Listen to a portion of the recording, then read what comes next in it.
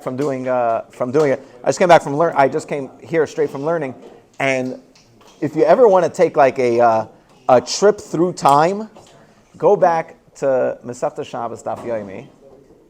Go back to Masechta Shabbos Daf Yomi. Just hear me out, and just start. Just start Masechta Shabbos Daf Yomi.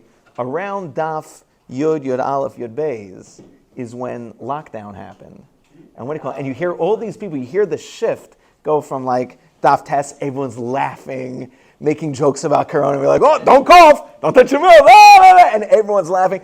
And I'm having to be listening to a shir in Israel, so they're all making fun of Americans on everything.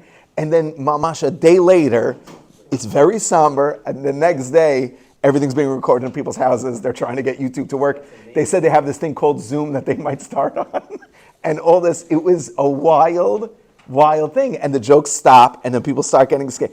It's a very, you could put yourself back into that. It really is. You can mamish put yourself back into the mindset. Okay.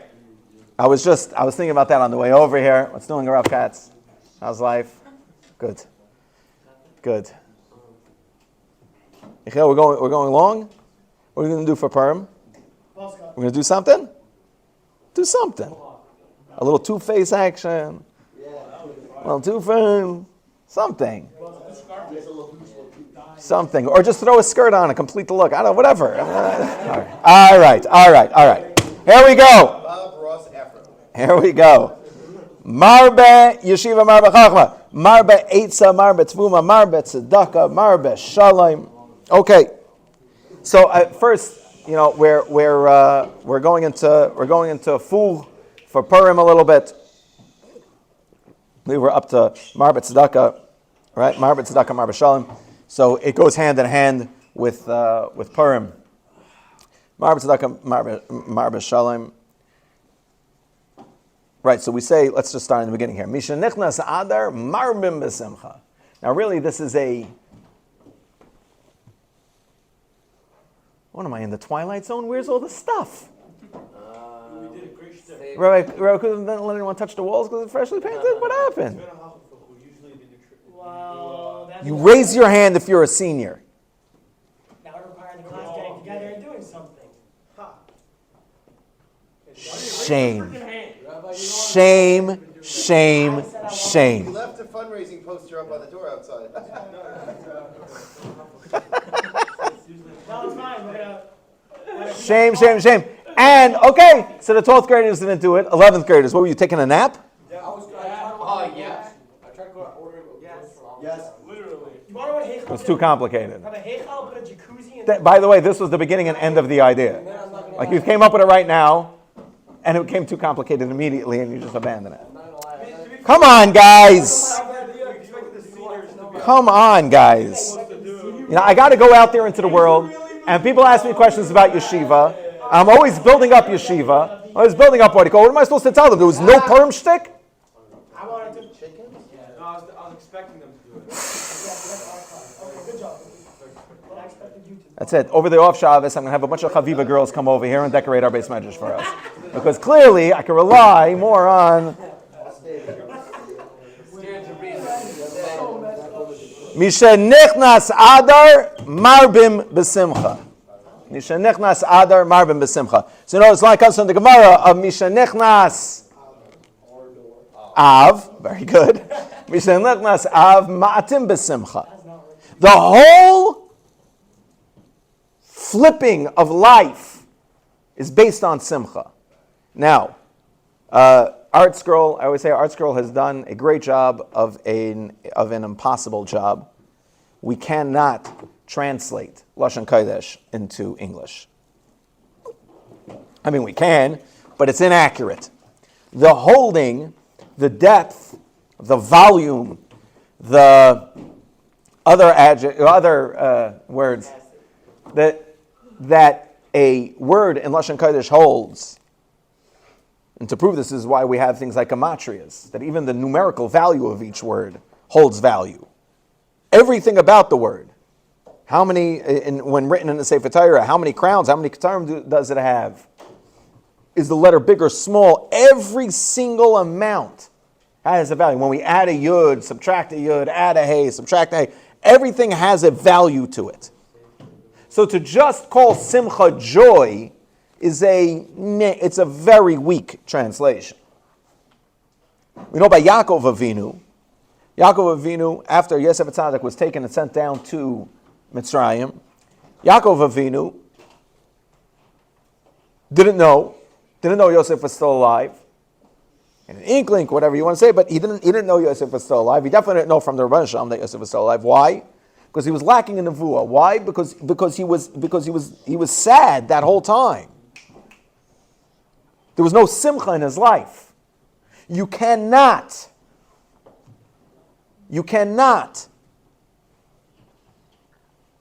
be considered connected to the Rebbeinu Shalom without simcha in your life. Now, what's simcha? Simcha is not just jumping on a table and dancing, or that is the allowance of simcha. There are levels to simcha. So yeah, a person who's dancing might be besimcha. A person who's happy, who's laughing might be besimcha. But simcha is not something that ever leaves us. Simcha is what allows us to feel every moment, and this is the most accurate description of simcha that I can come up with. Simcha allows us to feel and live every moment in its moment. So even if we're in a sad moment, we could still be besimcha because we're sitting and living and appreciating and understanding and internalizing that moment. There's a beauty to that. We might say that crying out of sadness is a bad thing, but there's a certain great feeling about having that release. That's simcha in that moment. And the more we have simcha, the more we allow simcha into our lives, and as we've said many times, simcha is something that needs to be allowed into our lives. It sits at the door. It sits there waiting for us to let it in. Simcha is something that needs to be allowed into our lives. And the moment we allow it into our life, the bad times, the difficult times of our life make a lot more sense. They're a lot more of a learning experience than they are a sentence of sadness. Every sad person gets happy, no? Every happy person gets sad. Right. Again, I don't know. There are some sad people that die in that state. I don't know the legitimacy of that, but I do know that sadness, the opposite of simcha, is not sad. That's not what the opposite of simcha is. The opposite of simcha is not present, is not being present in any given moment. Mishenechnas Adar marbim besimcha. When Adar comes, we increase our simcha. Now, so many svarim say, what does this mean? What actual action do we take in order to increase simcha? So we say more on what we were discussing previous weeks. We learn Torah, but why? So for the reason that we were saying other weeks, the reason why we learn Torah in order to increase simcha is because Torah allows us an appreciation of what this world is, of what's happening, and it allows that we can understand simcha on a deeper level. Now we tie into this, what are the mitzvahs of, anyone know, what are the mitzvahs of Purim? Mishta, money, Shalach Manes, Megillah. These are always mitzvahs. Remind me of that guy who was in Israel. The guy who was in Israel. The guy who was in Israel, and he went to a yeshiva over there, and he was sleeping through the year, and his mother called him Hanukkah time and said, "How's it going?" And he said, "It's really interesting." He goes, "You know, in Israel, in Yerushalayim, really, it's like, you know, in Yerushalayim, they duchen every single day of." Here we go. They duchen every single day of Hanukkah. The reason why that joke works is because in Israel and Yerushalayim, they duchen every single day. Why did the guy go to shul on Hanukkah? I never understood that part of the joke either. But yeah, So, right, one of the mitzvahs are, so now Megillah, Persume Nisa. Right? To hear the Megillah, we understand it's Persume Nisa. You gotta be Mefarsing Danes. You have to advertise what happened. We have to remember what happened. Why? So that's a little bit of a side point. No, it's not really a side point. It's really, this is the whole point of what we're doing.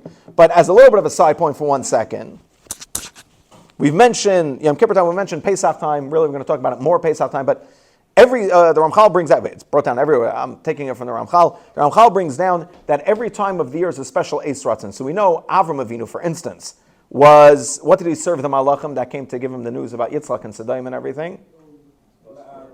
Someone said it. Tongue and matzah. Right? Why was he giving them matzah? Why not give him that Bukhari and shuk bread? Why was he giving him matzah? It was Pesach. At the same time, it was Pesach. Halayla hazeh, it was Pesach. Right? How in the world was it Pesach? What are we celebrating on Pesach? Which didn't happen, yeah. Right? So the Gemara brings down that Pesach was happening way before we left Mitzrayim. Sukkot was happening before we left Mitzrayim. Hanukkah, Purim, all these things were happening before the times that we knew about them. What does that mean? The reason it was able to happen at that time,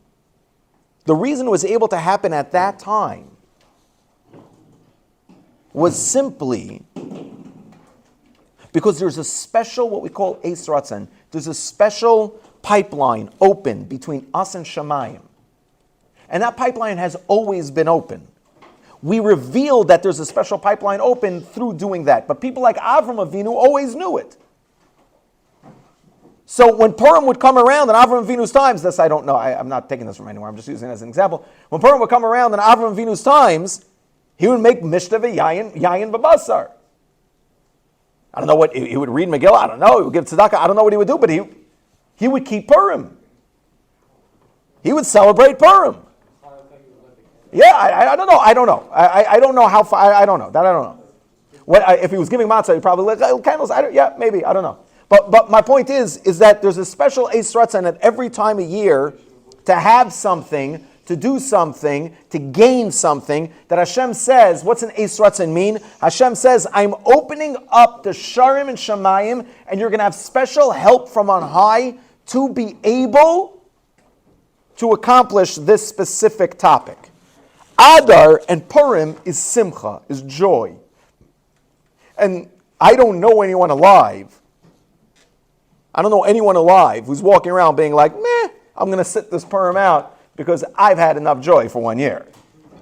I'm happy enough. I'm besimcha enough. Honestly, it's been a little bit too much. I don't have enough time to hang over. I'm just, no one says that. Everybody wants more simcha in their life. Isn't the idea though? That you were just raising your hand like me, yeah. But no, before about having matzah before. Does that mean that there's no possibility, no one could have made a choice that would stop them from that happening? Or is it like, as in, is it, I don't know. is that, if Mitzvah Mitzrayim had to happen, does that mean that Yosef had to go down to Mitzrayim and Yeah. It doesn't affect the story. It's saying the reason why it happened at that moment was because that was the moment that Shafar was open. Right? So when we for instance, Yom Kippur, we could do tshuva all year. And we have to do tshuva. Yom Kippur isn't directly tied to tshuva in that way. We always do tshuva. We say, we clap al chet, for Sephardi, not al chet. We say Hashem V'Ganu, right? We say Tachlon every single day. Right? So, no matter what, you're going to be doing tshuva. But there's a special Eis Ratzon on the day of Yom Kippur, in order to have a full and complete tshuva. Hashem is open for that then more than other times, right? So you'll have even the non-Jews used to do things like this on the day of their birthday. If they were a philanthropist, if they were very wealthy, and on the day of their birthday they would give more. They always give, but this is the day that all the doors are open. You don't even have to tell me what you're collecting for, I'll give you.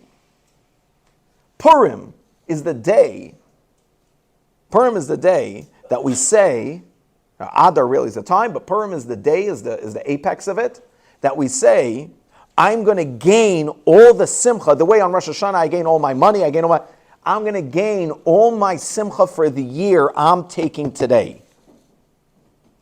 I'm taking today. What is the opposite of simcha? So we said but what is the opposite action of being besimcha? It's being distracted. It's doing something that makes me lose hope in anything else. When I was talking to someone, I don't know, I think it was Friday, maybe. It might have been Machal Shabbos, I have no idea. But I was talking to someone who was suicidal last week, right? And at first they couldn't get on the phone, right? We got him on the phone.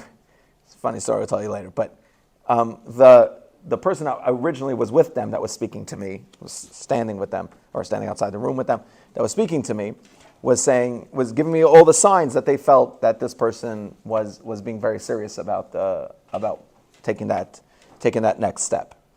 One of the things that, probably shouldn't say this publicly, one of the things that a person would be looking for when, there's many things, right? But one of the things that a person would be looking for, not one of the more popular ones, by the way, because it could be true, could be not true, but it's one of the things that you want to keep your eye out for when a person is how are they presenting their suicide? So if they're saying, I'm going to hurt myself, I'm going to, what do you call it? Okay, they're going into it, they're giving you a good sign. If they're saying, so that everyone knows, because that's the only way anyone's going to ever understand how much, and that's the only way everyone's going to, that's a red flag. I mean, a red flag, it's a green flag, it's a good flag.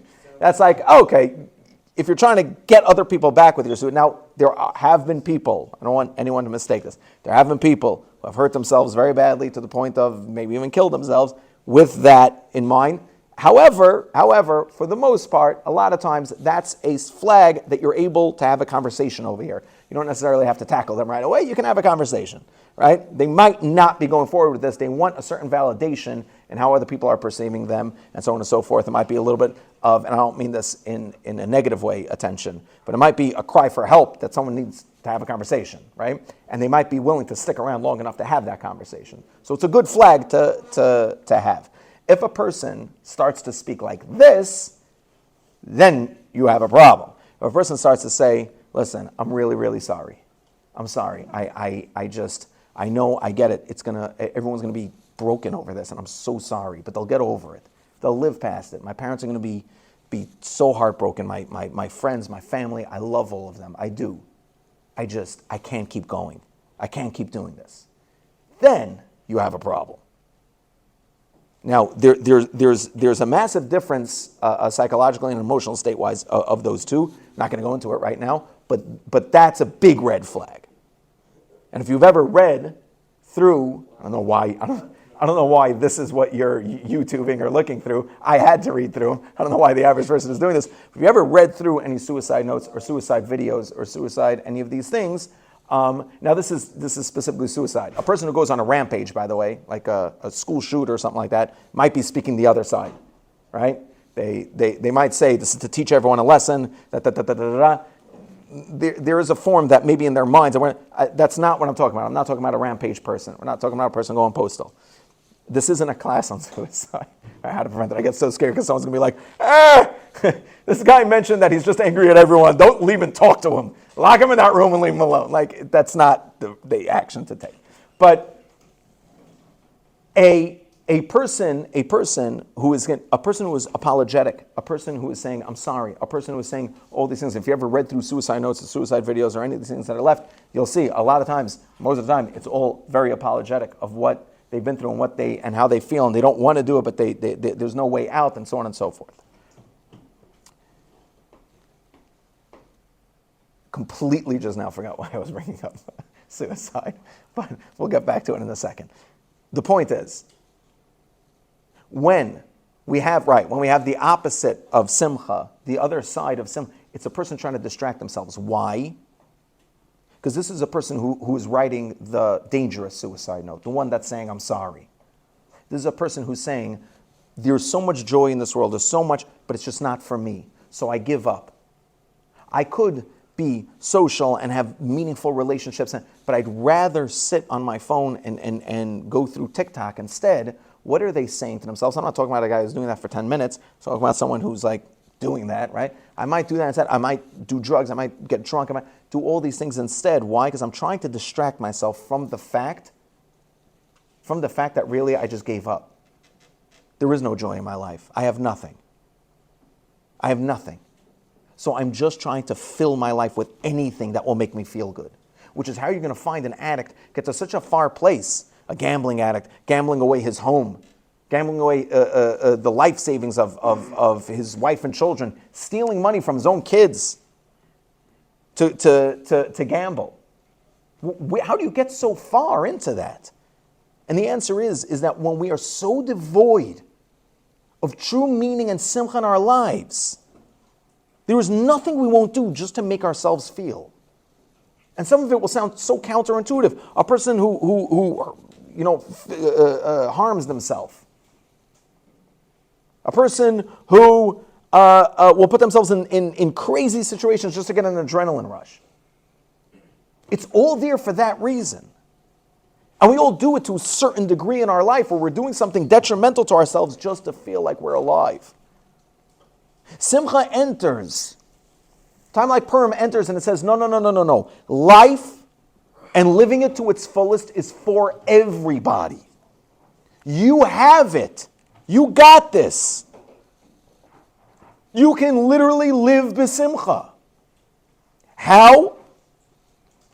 So we take the mitzvahs of Purim, we're running low on time here, but we take the mitzvahs of Purim and we look through them. Number one, Persume Nisa.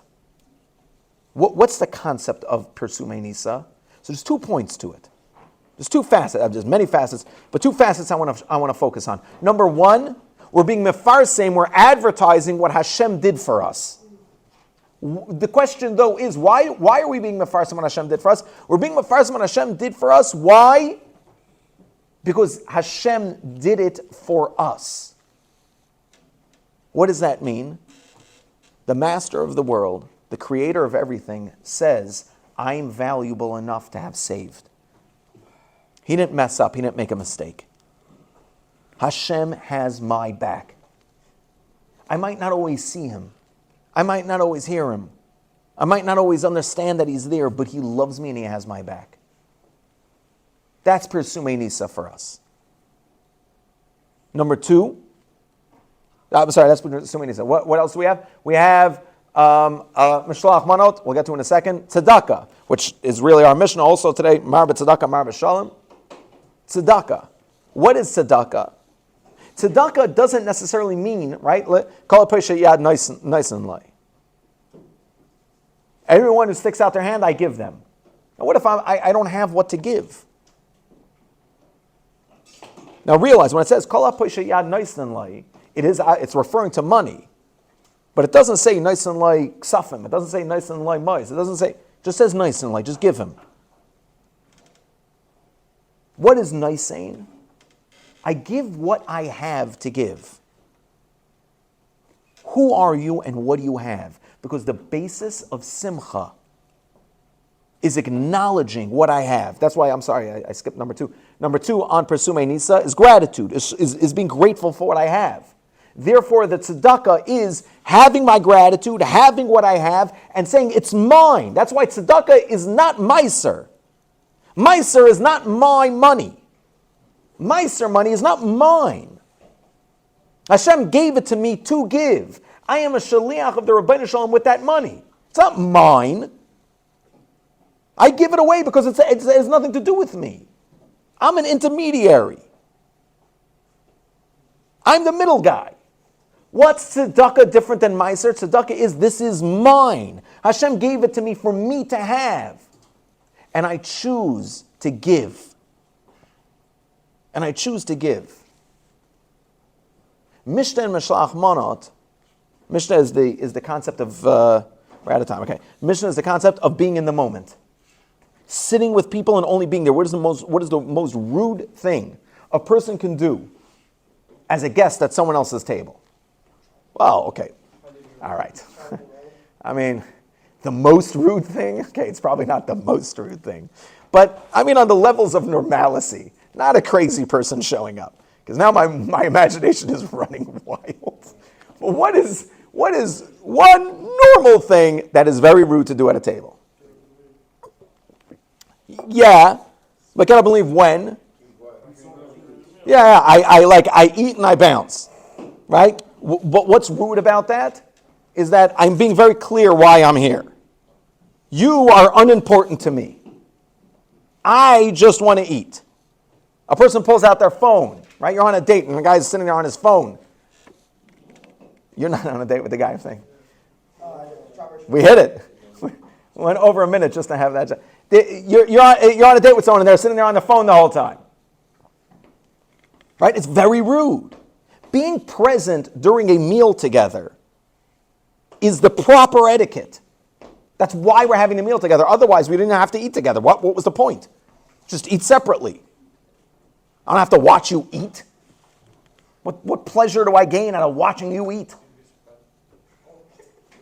I don't even know how that, you just graduated to a place where I don't even, well, what do I get? I gain nothing out of it. It's being present.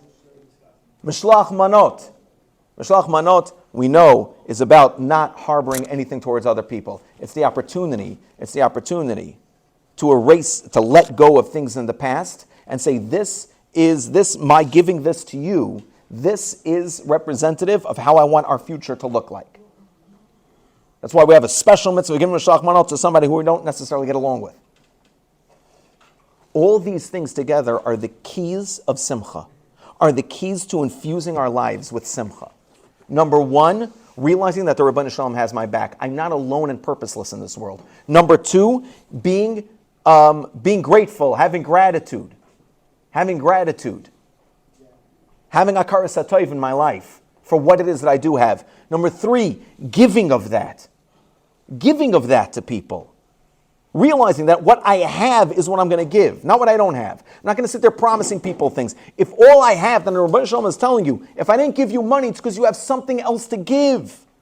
If it's a conversation with a person, if it's waiting with them, if it's giving them a hug, if it's talking to them, if it's doing something like that, whatever it is, I have something to give. And being present in that moment, letting go of the past. These are the keys of simcha. If we do them on Purim and during Adar, we have a special Eis Ratzon that we're able to do this the entire year. It goes so much deeper and so much more. Maybe we'll be able to speak again before Purim, guys. If not, Chag Sameach.